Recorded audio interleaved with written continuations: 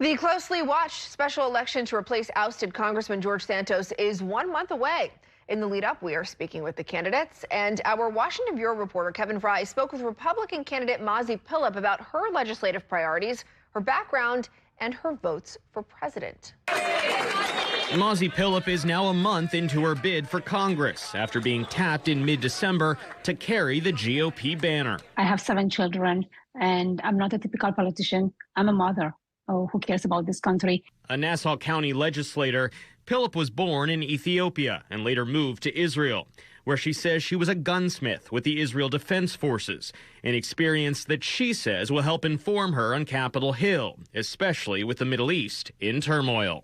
I know what terror is about. I was in Israel during the second Intifada, where buses was exploding left and right. I know the fear when you don't have a true partner living around you. Pilip points to border security as a top priority, along with supporting law enforcement.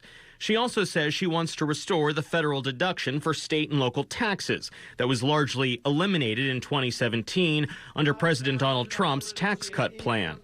Restoring it was a focus of her Democratic opponent, Tom Suozzi, when he was in Congress. Tom Suozzi promised, he failed to deliver. I know Long Island delegation, we pretty much very strong on that, and we're going to bring SALT back to New Yorkers. Pilip could arrive on Capitol Hill as House Republicans move ahead with impeaching Homeland Security Secretary Alejandro Mayorkas and potentially President Joe Biden.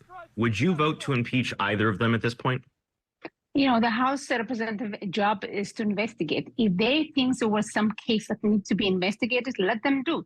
If there is a case, we're going to continue with that. If not, we're going to drop it off. In light of the 2022 Supreme Court decision overturning the constitutional right to an abortion, Democrats continue to pound Republicans over access to the procedure.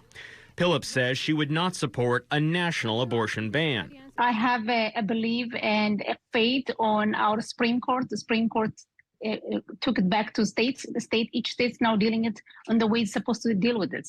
Should mifepristone, the drug that's used in medicated abortions, should it be available nationally?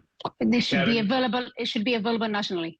Earlier this week, Pilip's legally required financial disclosure report showed she and her husband owed $100,000 to $250,000 in federal income taxes as of April.